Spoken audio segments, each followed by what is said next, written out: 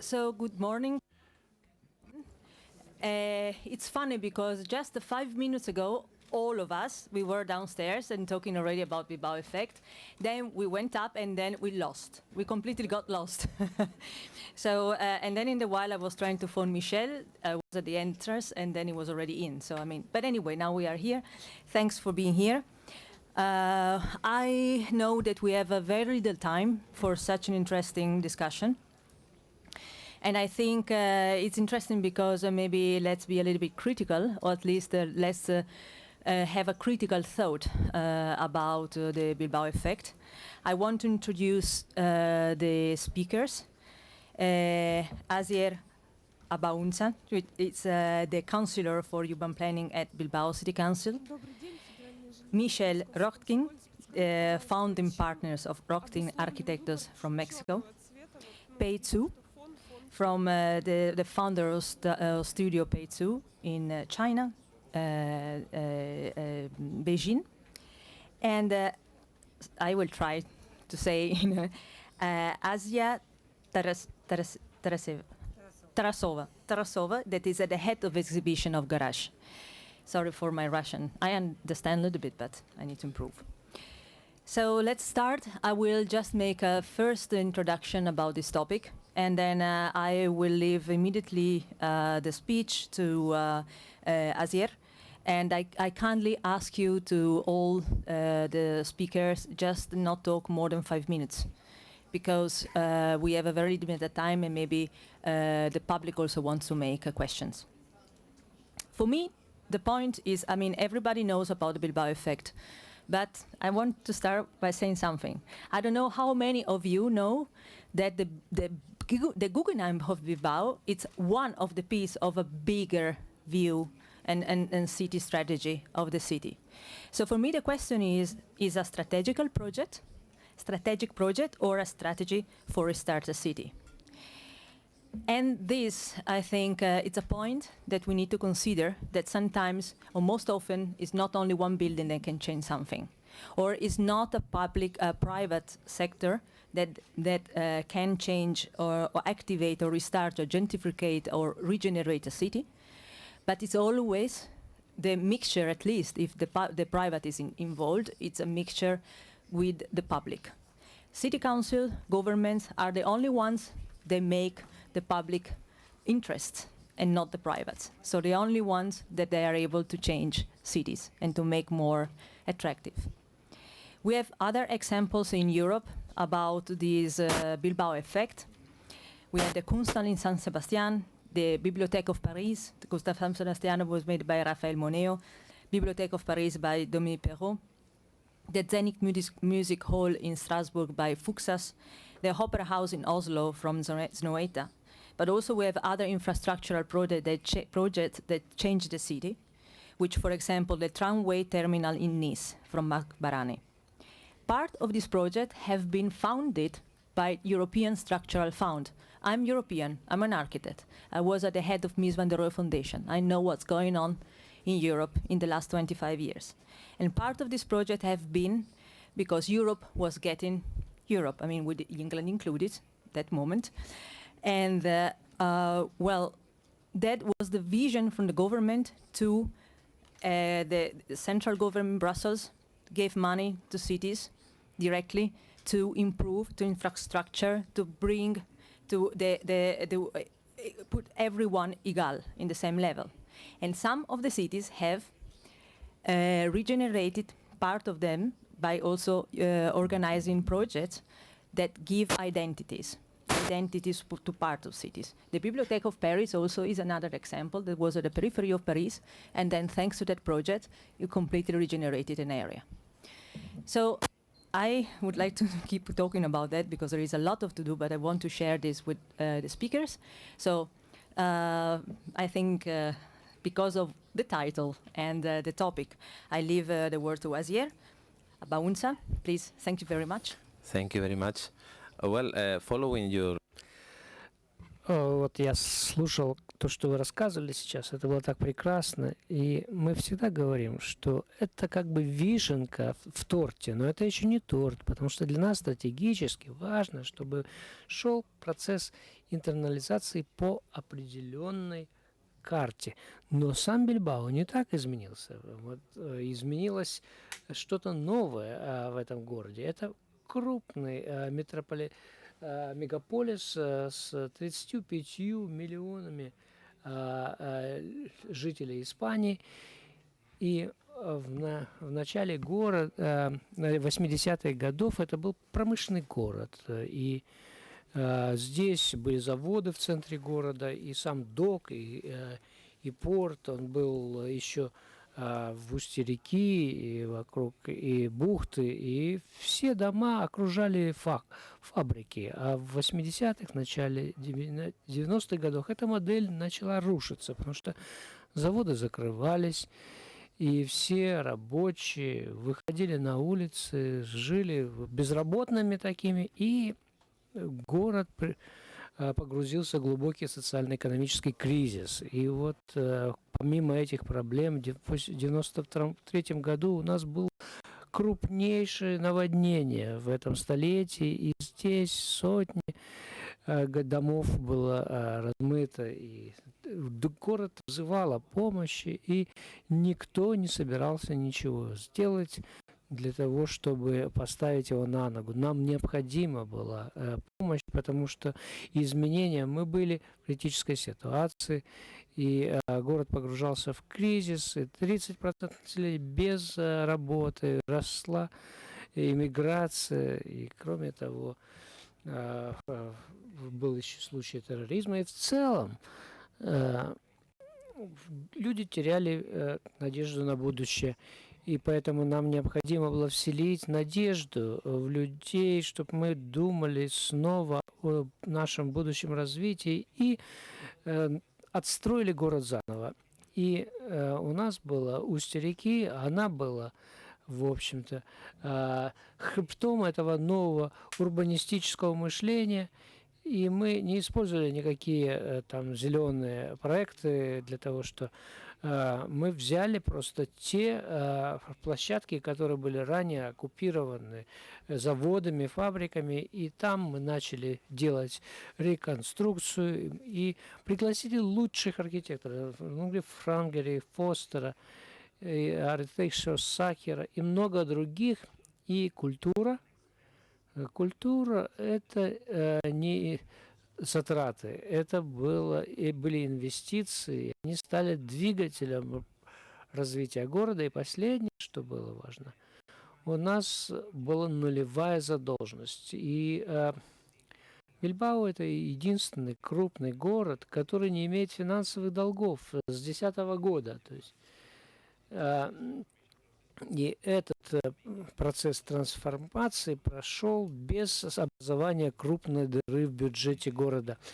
Мы построили очень многие объекты, которые были связаны с транспортом, новый аэропорт, и метро, и трамвайные линии. Мы облагоустроили центр города, построила новую инфраструктура, национальный музей, и после этого мы в этом процесс трансформации включились, и музей художеств, и было 25 крупных проектов, которые и 25 лет потребовалось на то, чтобы изменить этот город, и для того, чтобы создать это новое чудо. Это был долгий срок, 25 лет, потому что за 4-5 лет года невозможно сделать глубокую трансформацию. И из 2010 года мы открыли выход к морю. У нас город теперь, мы убрали здесь железные дороги, и мы полностью изменили облик города. И там, где у нас были верфи и портовые структуры, сейчас у нас там новый дворец съездов и музей. Здесь вы видите еще, какие бы произошли изменения. Мы убирали железные дороги, сделали вместо них газоны, парки, перевели железные дороги под землю, появились зеленые насаждения. И вот посмотрите, как выглядит город, когда метро ушло под землю. И вот для того, чтобы это достичь, мы создали общество, это частное товарищество, которое состоит из гражданских организаций, которое включает различные городские службы. И вот это общество помогло нам. Здесь у нас не то, что у нас не было политических никаких ссор, потому что реконструкция города не требовала вмешательства политиков. У нас были долгосрочные инструменты, и мы вложили более 800 миллионов евро для того, чтобы расчистить реку. Это было в 6 раз больше, чем строительство музея Гугенхайма. И ранее это была река, в которой нельзя было купаться, но и мы предложили музею Гугенхайму, когда мы предложили создать его, большинство политических партий было против этого, и общественная организация тоже высказались против, но когда мы начали предлагать в начале 90-х годов, это был период глубочайшего кризиса. И после этого люди сказали, у нас другие приоритеты, не культура и не искусство, насущные нужды, 30% безработицы и другие есть вещи, которые для нас важнее. Но, кроме того, мы доказали, что мы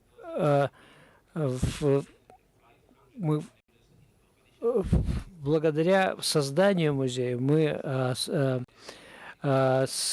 привлекли более 500 миллионов евро в налогах, и этот проект оказался гораздо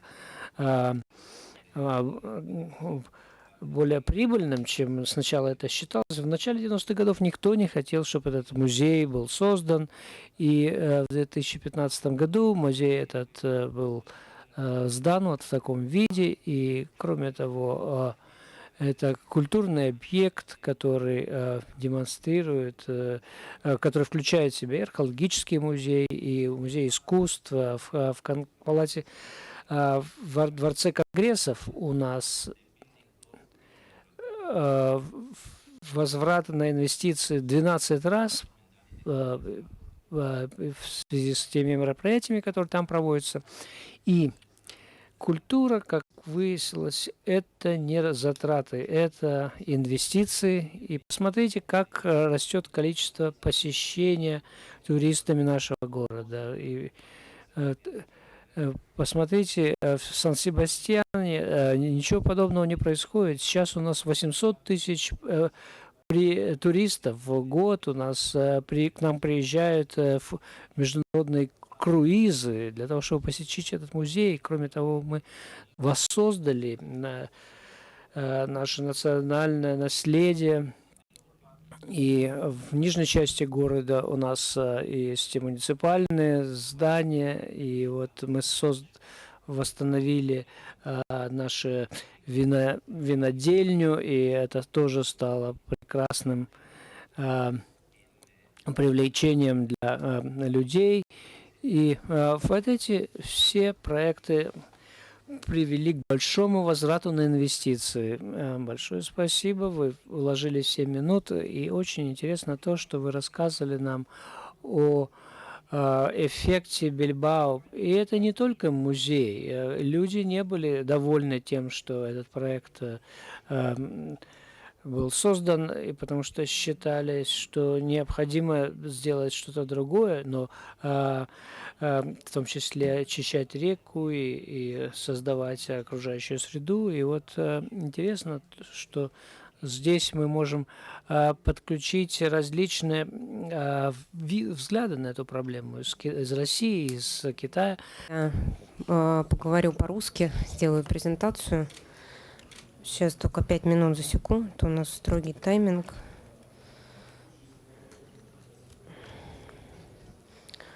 Моя презентация короткая про музей-гараж, который является частной институцией, существующей на частные средства. И это совершенно иной пример, который хотелось бы показать. Хотелось бы, конечно, показать как-то на экране, но что-то мне не получается.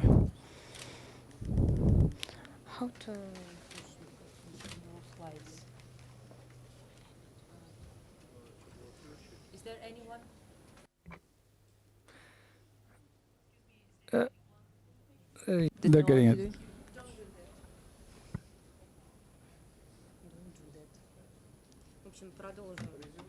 So we will continue.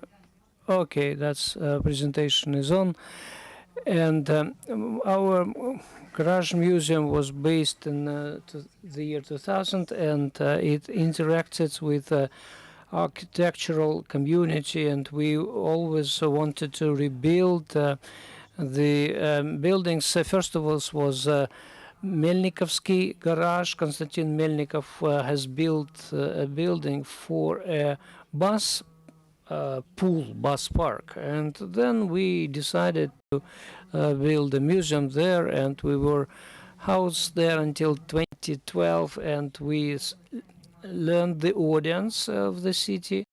It was in Moscow but not downtown, and then the territory was kind of a museum site where we had a lot of exhibitions, educational projects, and then we moved to the Gorky Park and remodeled the building, which was built back in Soviet times, a former restaurant called the Four Seasons, and we invited a famous architect, but with it turned out that this remodeling takes quite a long time, and that we are in established infrastructure of the park, which was already in decline at the time.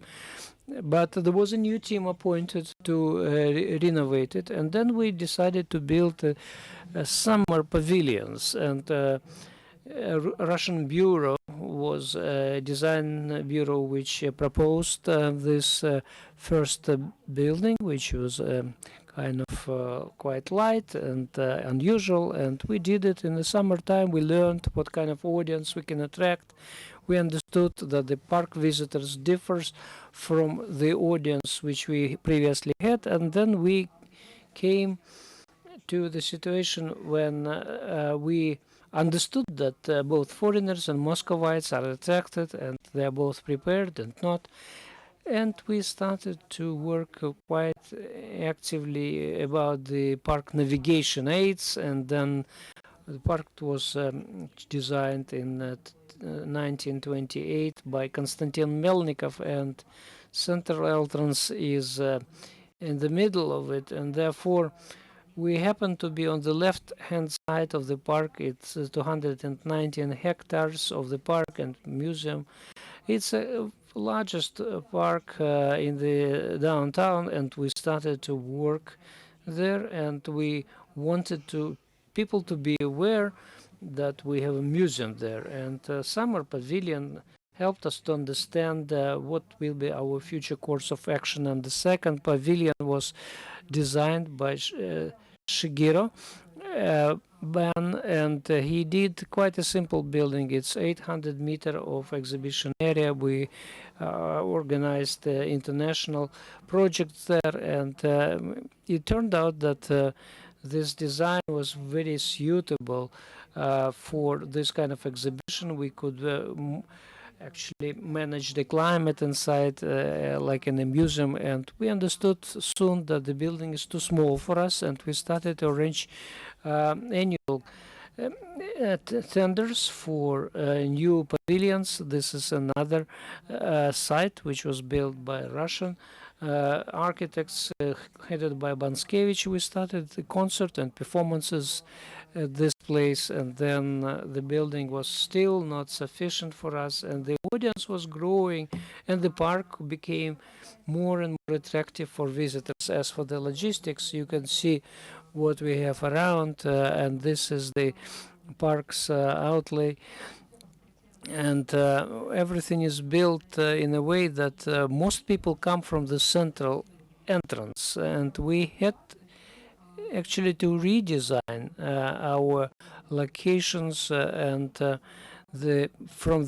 then we arranged a left gate and people can come and easy reach our places, our sites easily, and the park administration helped us in many respects, and we are a private institution which is part of the previously existed infrastructure, and then we arranged the parking lot, and this was the way the restaurant was remodeled. A new building which was also handed over to us, looks like this, and after remodeling. And if we switch on the video snippet, you can see how the building looks inside and what's its part as in the park, as the element of the park.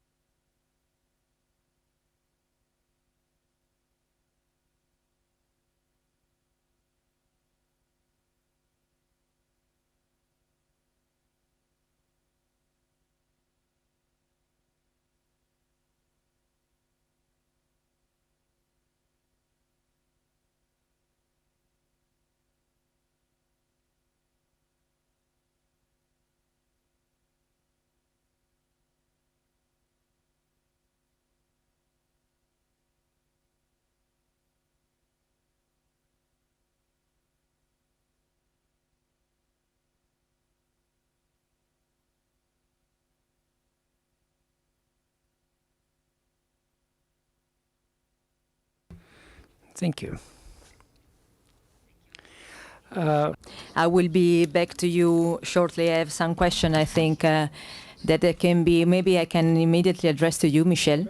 And I think you have, well, I mean, you are international architect, but you are based in Mexico. So which kind of, based on your experience, which kind of Bilbao effect buildings or strategies, let's say beyond Bilbao effect, beyond the building, which kind of examples you can explain thanks to your expertise, but also can you give your critical view and position about if it's really there is a project that in cultural sphere can really make a change, or there is something else behind. Well, thank you very much. First of all, I would have to say that I didn't know there was a complete plan behind, which I'm really surprised, because what we kept on hearing was the museum, the Guggenheim Effect, the museum. And even coming here to Russia this time, I was getting a lot of people interviewing me about what did I think about all the streets that are being fixed, and is it a good idea or is it a bad idea? And I think it comes back to the miscommunication of public leaders or politicians or agendas that are not communicated in the correct way. As if it, I also didn't know that it was a 25-year plan with 25 projects.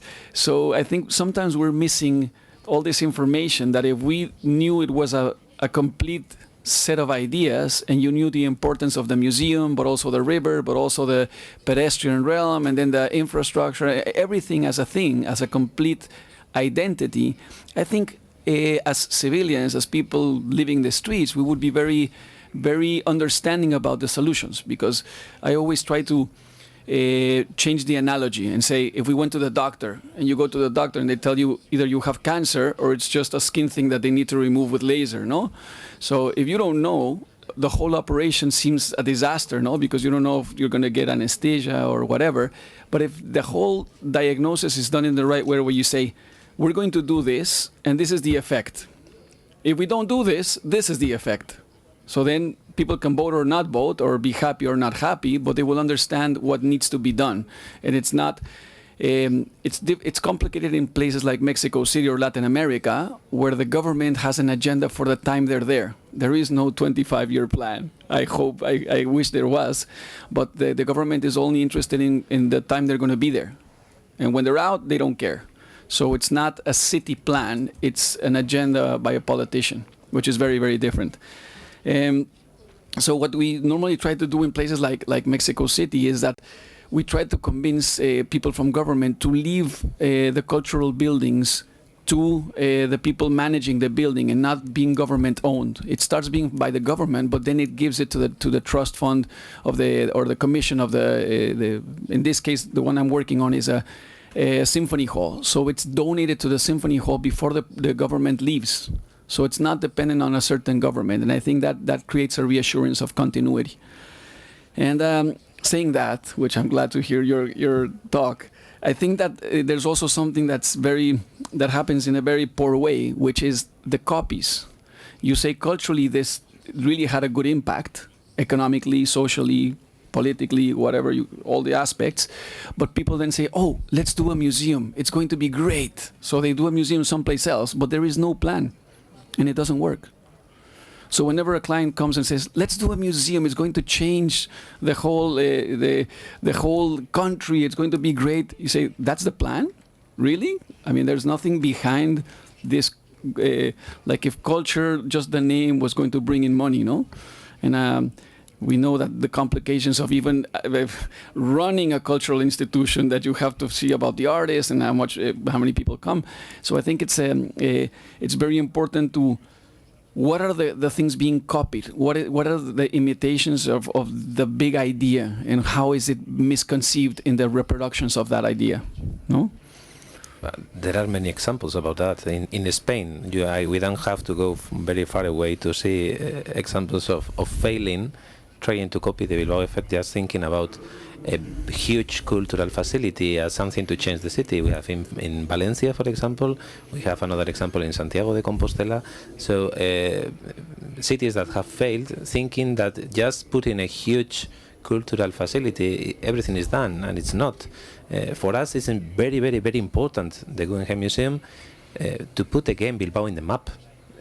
Previously, we didn't need, because we were famous internationally because of our factories. But without the factories, we didn't have anything. So the Guggenheim Museum was something strategical to be known again internationally. But behind it, there is a huge plan. And in many other cities, as you have said perfectly, they have just tried to copy the cultural facility and nothing else more. Yeah. Yes, we can also say that, for example, now I give the word to you, Pei, but for example, in Iceland, they made a big opera house, and in Iceland, in Reykjavik, there are like, I don't know how many thousands of people, but not so many. I mean, by the way, Iceland even won against the UK, despite there are only 400 people or whatever. But what is interesting there is that they put this building in the middle of the harbor. It was a very difficult place. It was lived only by people that with the ships and take fish and so on, but by night was terrible. They used public fund.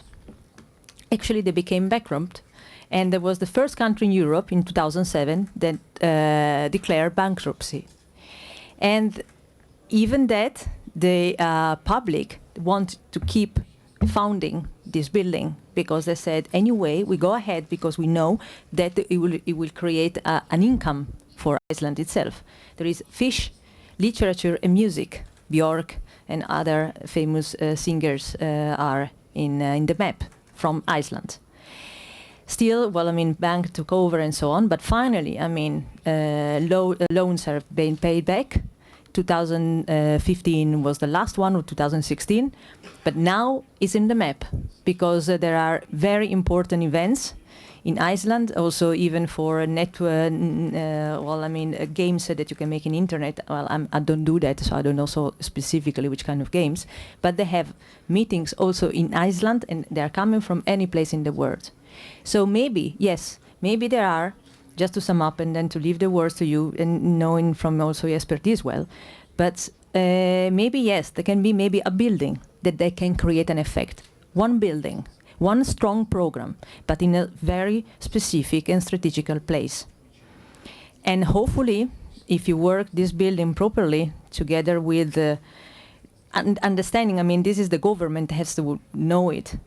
This building with these square meters in this place, in this particular moment with open proposition to the people, maybe can make a change, can revitalize, can gentrify well, the city.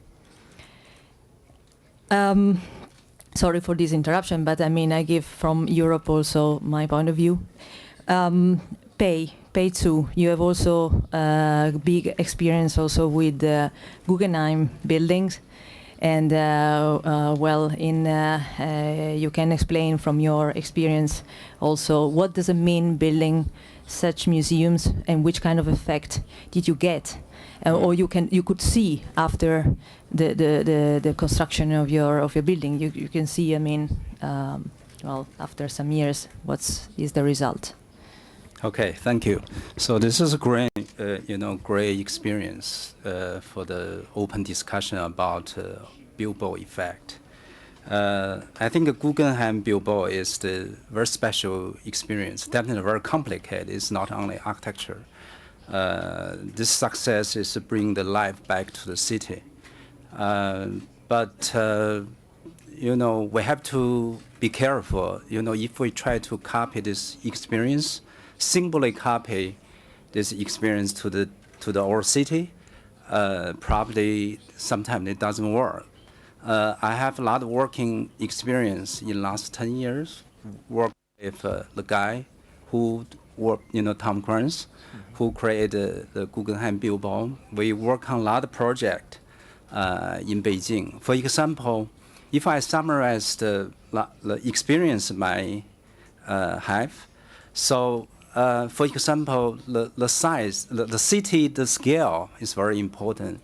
For example, like Bilbao city, roughly relatively small, but Guggenheim, the Bilbao, compared to the rest of the scale of the city is bigger. I think a contrast can make this happen. For example, one museum, but they have enough energy to shift, such scale, the city. If this experience to apply to the Beijing, probably they won't work. Secondly, I think is culture background is very important. For example, the Bilbao located in the Europe surrounding country or region, pretty much share similar culture. You know, doesn't matter from the north or south. The people understand.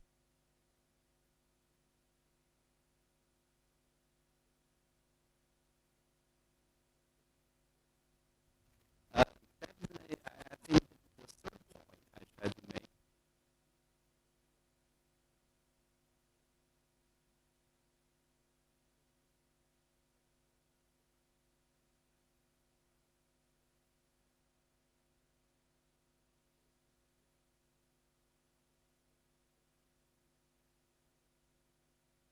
The town, Koreans come to Beijing, we find out some interesting the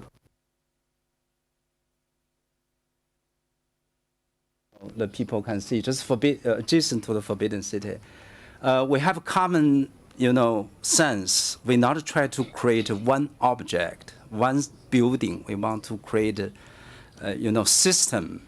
The things Beijing is huge, right? So we think about one Guggenheim Museum, Beijing, and then another one is for the art center, another one located in the 79A. So 3 museums I'm working on can be created some interesting difference, the idea with Bilbao. So this is the first one, but we never prove by the city. Do you know? I feel that's the political system I'm talking about.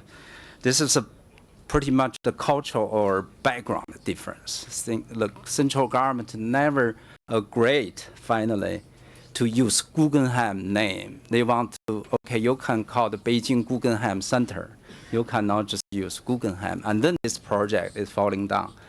Definitely this one is also I work with Tom. This is similar the idea with the Guggenheim Bilbao. This is a Shenzhen. It's no culture almost, right?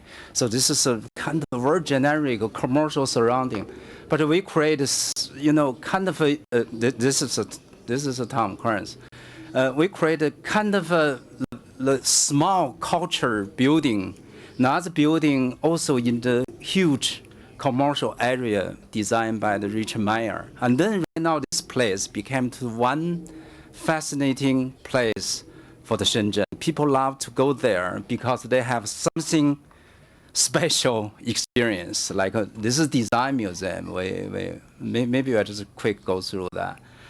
This is kind of a very successful things. Culture sometimes can become to the attract point for the people, especially for this generic city.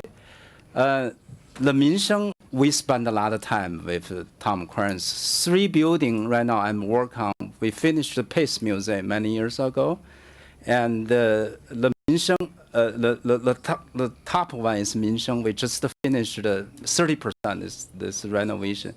Currently, I'm working on another one. So you can see this is Tom Cruise. We think about a system rather than just a museum. This is a renovation project. Yesterday, I went to the Garage Museum. Let me to think about it's also renovation. And this is an Ansem Giver, artist, the museum, architects, museum consultants. We working together. Actually, we want to explore what is the contemporary system instead of just a simple, museum. Definitely, this is a museum. Realize maybe I just a quick go through. Maybe similar concept with Garage. I strongly believe the future of the museum is somehow more important. Is the activity. It's how people can engage. This is the reason we leave a lot of space. Sounds like a stair opening actually became the amphitheater. So right now this museum really successful. Even we only finished 30%, but you can see a lot of people they not consider here is a purely museum. A lot of activity happen here, cultural activity. So like this phenomenon is really great. Hopefully it's not a last supper. This is my studio, So I think that's the, pretty much if I summarize, I just feel the culture difference, the scale of the city difference, the idea should be different. So we cannot just simply copy this idea. That's my point. Thank you. Thank you. Bless Pei. you are. Yes, thank you. I'm trying. Thank you very much. You said that culture sometimes can be an attractive point of a generic city. Yeah.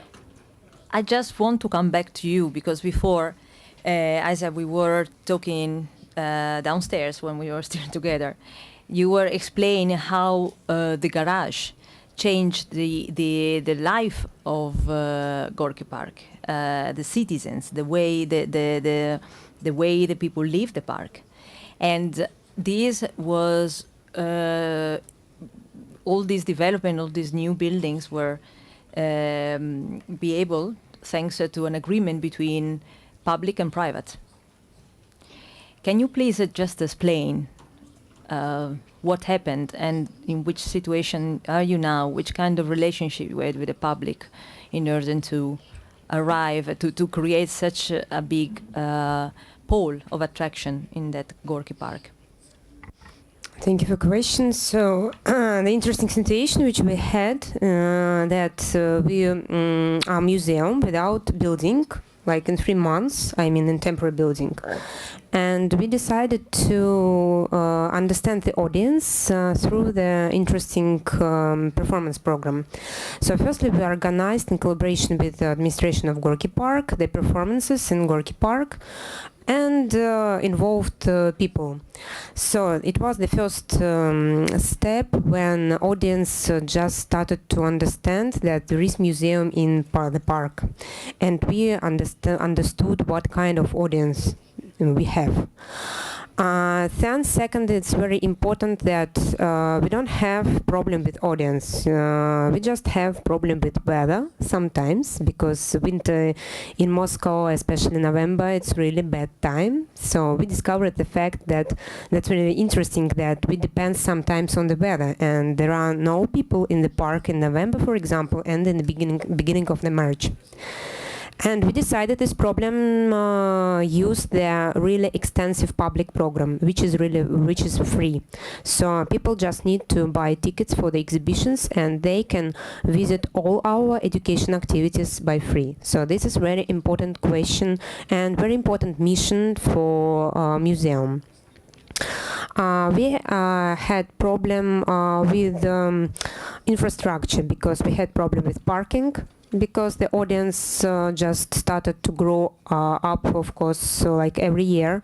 So the parking is a really big problem. And we had problem with navigation, which we partly solved. I mean the connection between buildings. So because we have several buildings which we need to connect, and to give people opportunity to understand that we have education center and library in one building, and also exhibition space in another building, for example. And it was the problem which we solved to use the left side of the park and to use advertising from the underground. But it wasn't like the system. So the problem is that we always don't like big support from government, and we are not the part of the development of the city. So this is problem for us, which we are just trying to solve somehow. And I think that it's not the question about private or government. This is just question about Moscow. And I absolutely agree with colleagues and that it's absolutely important that we are in the big, like very good place, I mean in the big territory, but without like the big plan of development. So this is the problem. And but the good news is that we are in connection with government, and we just solve this step by step, and every day we have some like problem, and we try to solve. And I hope that in the future we will have the plan with development in which museum influences in the in this development of the city. So in Moscow we have situation that Garage Museum really influences in this situation. So and That's it. Thank you very much. I would like to ask if anyone from the public would like to make questions to our speakers. I see most of you really interested to see what's going on in our different continents, but well, I have a question for all of you, which, well, we are talking about private and public, but we said that we must have a strategy on the back. Otherwise, the project itself doesn't work.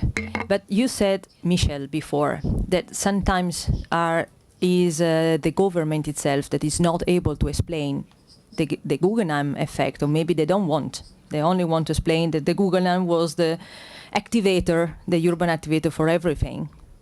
I agree in a part of the explanation that Michel has said. But it's not because of the institutions of the Basque Country. It's something related, I think, with the media, that you need to simplify the message. And so the easiest message is that the transformation is because of this. And you explain the museum, you talk about the museum, and you forget about the rest because you have just half of a paper to explain completely all the things. So you talk just about the Guggenheim Museum. We are traveling around the world talking about the complete strategy. But I must say that it was not, to say the truth, it was not something thought from the beginning. I mean, we were not thinking about the Guggenheim Museum when we started transforming the city. We had clear that we need an icon for the new city, an icon, internationally well known. But we didn't have a project for this iconical space. And we chased the opportunity. The Guggenheim Foundation was trying to find a city in Europe to place the new museum. And they went to different capital cities around Europe offering the new museum. And the answer of all the capital cities was the same. Thank you, but no. Because they were asking for quite a lot. And we had money, but we were not attractive. So we used to say that finally the Guggenheim Foundation married the ugliest but the wealthiest girl that they found, because at the moment we were a polluted, dark, gray industrial city. When we met them and told them, okay, imagine your museum there. Forget about the factories, forget about the port, forget about that completely stinky shipyard that you can find downstream, because we are going to change completely this space. The shape is going to be different. Here we are going to put green areas. There we are going to put a Congress Palace. There will be a housing project. But it was a serious project, and we paid well to the Guggenheim Foundation, but we put just one condition. We accepted all the conditions of the Guggenheim Foundation, but the Guggenheim Foundation cannot open any other Guggenheim museum in Europe without the acceptance of Bilbao. The risk was just for us, so the benefit is just for us. Now they are thinking about opening a new museum in Helsinki, with the acceptance of Bilbao, because we think that it's far enough from Bilbao, and there is no competence in that way. Well, I just want to leave also with another question in mind. When we talk about museums and then the program, because you said that yeah, you do a museum, and sometimes clients are like, do the architecture, that's going to change, and then who's doing this? Who's doing the inside? Who's working the inside? And I always, again, using an analogy, is like we design the hardware, but who's doing the software?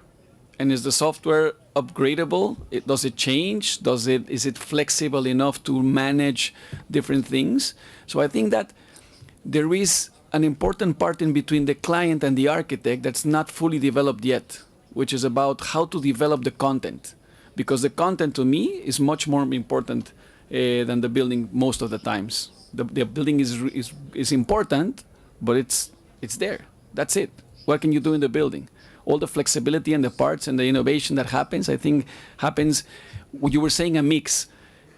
Sometimes a difficult word for me, because mix doesn't mean cooperation, doesn't mean collaboration. Mix is mix, and we're all sitting at a table and we work on a project, but we normally don't collaborate, and people don't know how to collaborate that much. So I think that's very important, that understanding the full potential of a project in all aspects, economical, social, political, and so on, no? Well, just for answering to your question or just commenting, and then I want to make my last question of this debate. I'm living in Barcelona, and I'm very proud of it because I'm Italian, but it's a wonderful city.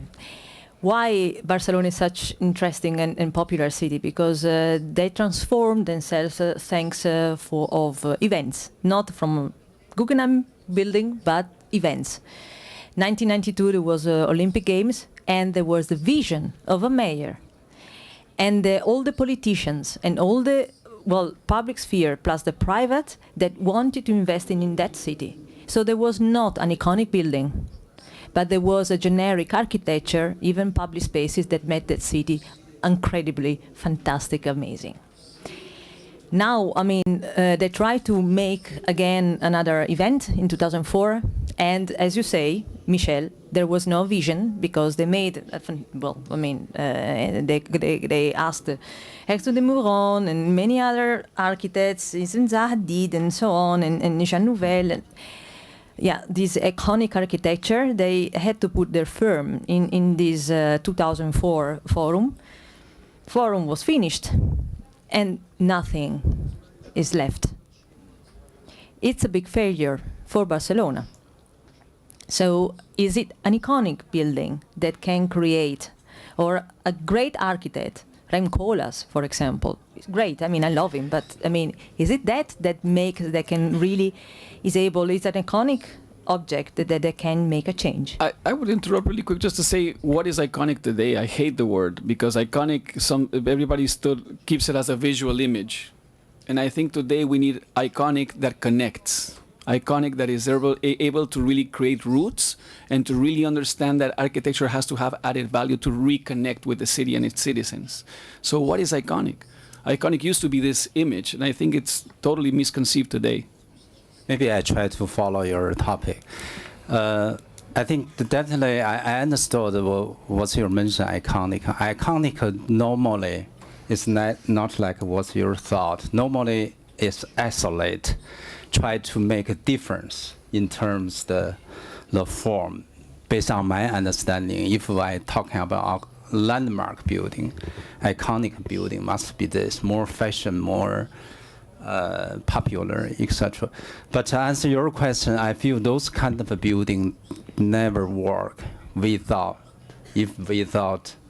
the powerful contents of program. I think a lot of museum is going to be die. You know, it has been die, including China, maybe somewhere else. I think it's most problem is the program you mentioned, especially for the generic city or kind of a normal new city. We need something.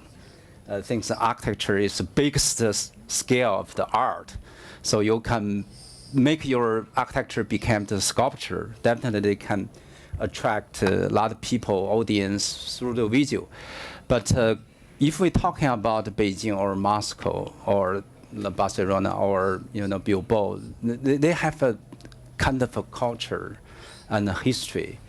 I think iconic building cannot exist.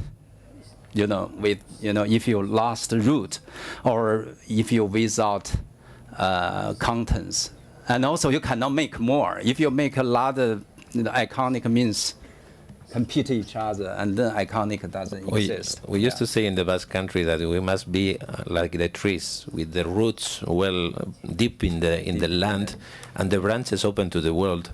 And if you don't have the roots well deep in the land, when the wind is coming, you are going to fall. So, it happened in many cases. So if you talk to Moscow right now, we're talking about this city, right? I just feel actually Moscow don't need too much iconic building anymore. We're too much iconic right now, but we need more natural. We need more thoughtful cultural thinking rather than landmark building. So let's say that also generic architecture, generic public spaces, but well done and well thought with a strategy behind. I mean, that can really reactivate the city, can change, and then can really change the identity of the city, can help in this urban regeneration. So really, I ask Guggenheim, I mean Bilbao, please to explain that there was something much more bigger than any building that really lied really behind that effect, because that's, I think it's important people know it.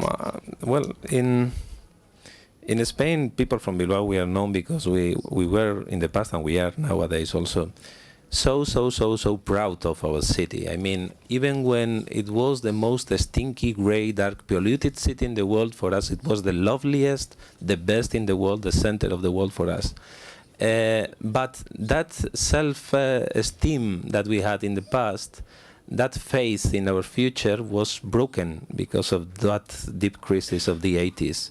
And so for us, the Guggenheim Museum is also like a light, returning again our self-esteem, our self-confidence, our faith in the future. And once we had it, and we were proud of it, we were proud of our city, and we were sure that we could achieve any objective that we marked. So we started with new projects, a new one, and the citizens were asking, what you are going to do next? Which is going to be the next project? And we haven't finished. And now we are thinking about the city project for next 20 years. So it's a dynamic. Well, thank you very much. I think our time is over, probably. Is anyone that wants to make a question? Nobody? Okay. Anyone that wants to add any comment? Michel? Thank you, Michel. Thank you, Pei, Serge. Thank you, Asia. And thank you very much for attending to this moderation.